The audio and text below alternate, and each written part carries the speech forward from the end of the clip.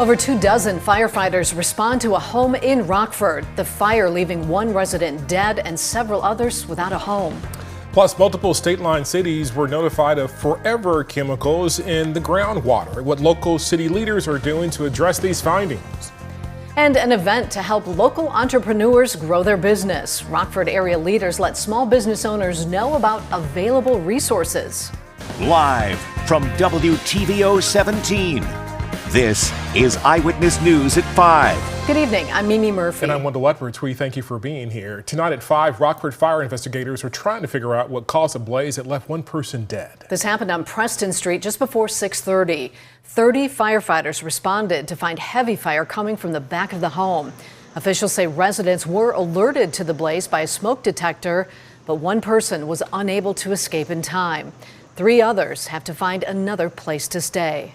And tonight, officials are investigating a deadly motorcycle crash in McChesney Park. The Winnebago County Sheriff's Office says a 40-year-old victim was driving westbound on 173 Saturday night near the entrance to Rock Cut State Park when police say he somehow lost control. He was thrown from his motorcycle and was killed on the scene.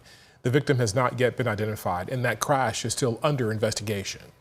Construction season is well underway, and work for one project in Rockford starts today. Southbound lanes on Madison Street are closed to traffic from East State to Market Street to make way for construction from State to Lafayette. Water main replacement in this area will begin Wednesday. Residents will still have access and all services will continue. It's the start of a multi-phase project to renovate the entire road, sidewalks, and water mains. The full project is expected to run through October. Construction on US 20 in Stevenson County also begins today. A 5-mile portion of the roadway will be resurfaced from Reese Road near Lena to Flansburgh Road near Freeport. Drivers should expect daily lane closures during this time. The nearly $2 million project is expected to run through July. Tonight, multiple northern Illinois cities have been notified they have PFAs, or forever chemicals, in their groundwater, including Freeport, Rockton, and most recently Loves Park. Eyewitness News reporter Tyler Sorensen talked with Freeport's city manager about the findings. And Tyler, what are they trying to do to combat this? Yeah, Mimi, Wendell, Freeport City Manager Rob Boyer says the city has been making improvements ever since the notices came out, including a brand new water treatment plant to keep the levels down. This is also the city's second notice, with the first one coming in 2017. After that notice, the city would then shut down 2 contaminated wells, as well as build 2 brand new ones along with the water treatment plant, with Boyer also mentioning the water in Freeport is safe to use and drink. We've taken this seriously from the first day that we found out about it, and we voluntarily took source water offline as a precautionary step early on.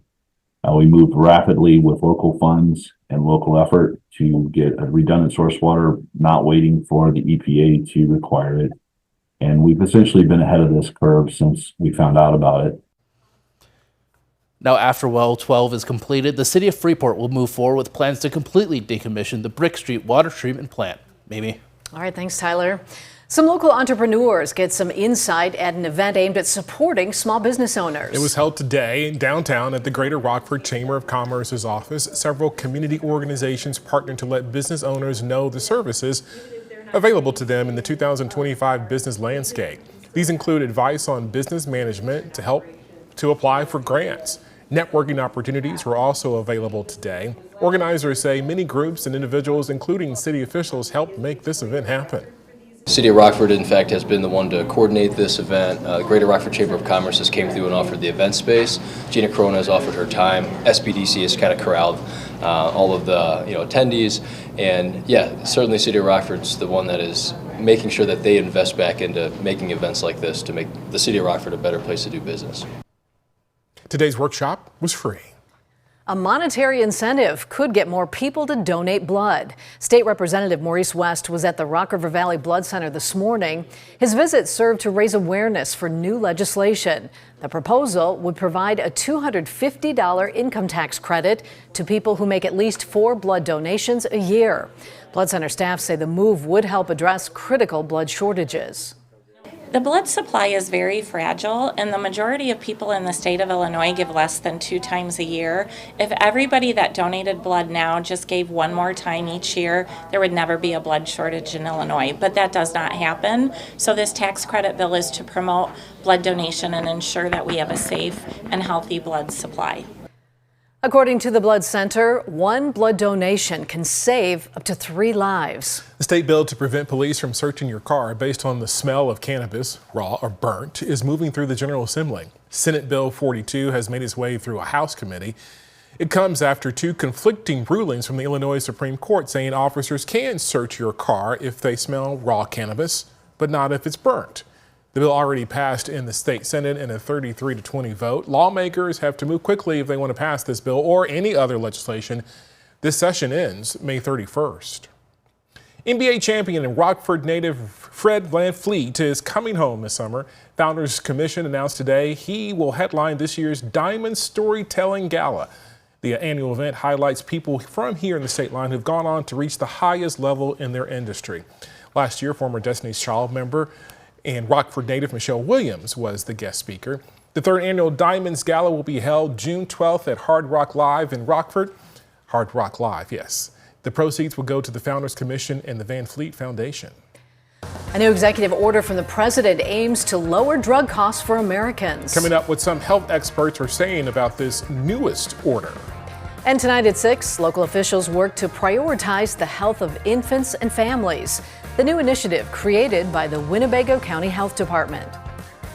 It's been a warm afternoon. Temperatures climbing into the mid-80s for a lot of us, and we'll gradually feel that humidity on the increase, but it will lead to a few showers and thunderstorms. We got the timing of that, and if that warmth carries into the upcoming weekend. Coming up in the first warm forecast a little later.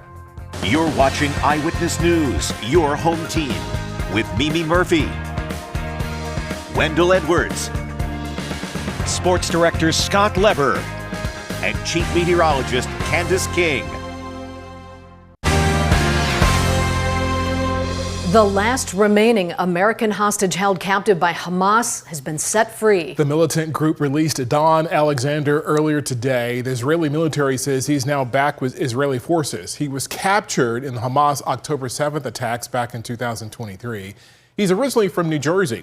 Hamas says the release was a goodwill gesture in an effort to restart ceasefire talks with Israel.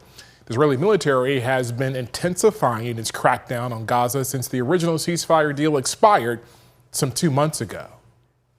President Trump announced an upcoming 30-day deadline for drug makers to lower costs. The announcement comes as part of the president's latest executive order, which mandates Americans pay the lowest price on drugs paid worldwide. Vinay Simlot tells us more from Washington, D.C. President Donald Trump says Americans could see prescription drug prices go down by 59%. The White House says some of the first drugs they'll target are those weight loss drugs, but health experts say Americans may not see prices go down. It's one of the most important orders I think that's ever been signed, certainly with regard to health care. The White House says this executive order is, in their words, one of the most important and impactful. I'm very, very proud of you, Mr. President, for your courage. President Donald Trump says he's asking HHS Secretary Robert F. Kennedy Jr. to negotiate new drug prices over the next month. If he can't make a deal, President Trump says the U.S. will require drug makers to charge Americans the same price as they do abroad. The Congressional Budget Office said in a report last year, foreigners pay 30 to 55% of what Americans pay for brand name drugs. We're going to equalize, where we're all going to pay the same. Vermont Senator Bernie Sanders noted the extraordinarily greedy pharmaceutical industry made over $100 billion in profits last year, but says, as Trump well knows, his executive order will be thrown out by the courts. The president of a pharmaceutical lobbyist, Pharma, says the real problem is with middlemen. He says the U.S. is the only country in the world that lets PBMs, insurers, and hospitals take 50% of every dollar spent on medicines. We're going to totally cut out the famous middlemen. Nobody knows who they are. The USC School of Public Policy says the problem with President Trump's approach is drug makers could just pull their drugs from foreign nations, meaning U.S. consumers would pay the same prices and the pharmaceutical companies would have lower profits. In Washington, I'm Vinay Simlot. Back to you. It was a nice warm day today. Temperatures were in the 80s throughout the entire day. And it should stay warm this weekend, maybe a little bit more humid. Candace has her full forecast coming up next.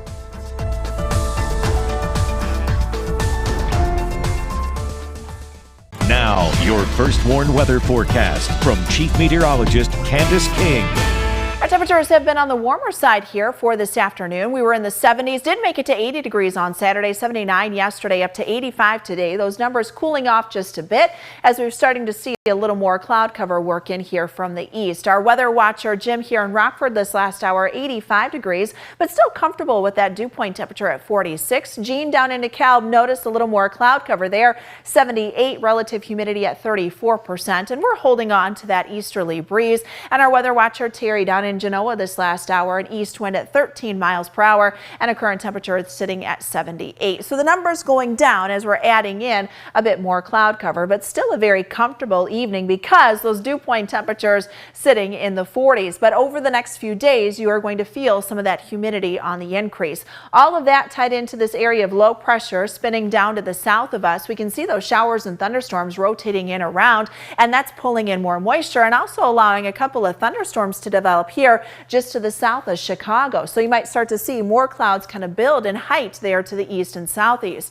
Over time, one, we've got more cloud cover, and then two, we're going to pull in more moisture. So that means those dew point temperatures will be going up. Already going up here in Rockford at 52. Just this last hour, those numbers were in the 40s. So you're starting to notice that go up just a bit. And as we go through the evening and next few days, those dew point numbers will continue to rise, which means that humidity level starts to go up. And I think it'll be at its highest point once we get into Thursday. But with the increase in some of that moisture, it is going to lead to some showers and thunderstorms, and we can see that work in here just as we get close to that sunset time frame. Some of that activity rotating into the south of us. Most of this will likely stay to our south, but we could have an isolated shower, maybe a rumble of thunder across our southern counties right along that Interstate 88 corridor and points to the south. Now as we go through tonight into tomorrow, another little ripple in the jet stream or rotating around that low moving into southern Wisconsin, and that'll give us an isolated shower chance there just after sunrise.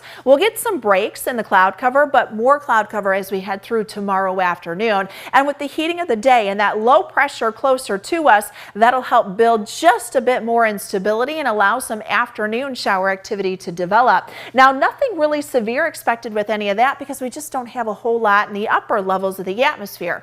But some heavier downpours and perhaps some gusty winds, just if we get a thunderstorm or even shower for that matter to grow tall enough and then it begins to weaken and kind of collapse on itself, that could provide some gustier winds as we go through that time. Watch what happens then as we get into the evening. We lose some of the heating of the day, so that activity then decreases in coverage. May see a little fog overnight Tuesday into Wednesday. Similar scenario for Wednesday, so this is more of a summer type pattern here next couple of days, but the coverage will be a bit less because that low pressure system will be moving a bit further to the east. Now our next storm system, that one works in for Thursday. That's developing out to the west of us.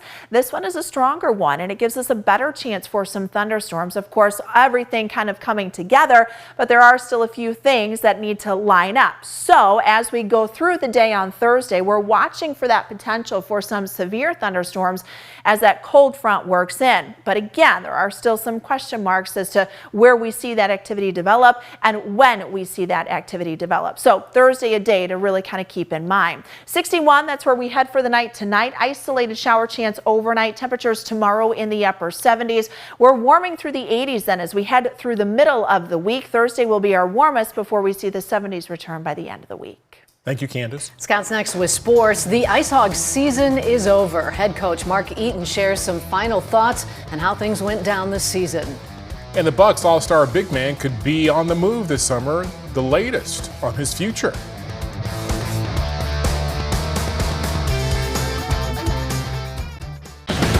Now sports with sports director Scott Lever. Another long Ice Hog season is in the books, but it wasn't long enough for the players. They wanted more than a second-round exit.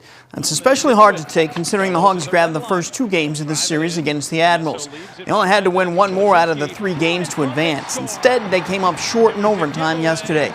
Admirals are only the fourth team in AHL history to rebound from to win a 5-game series after losing the first 2 games at home.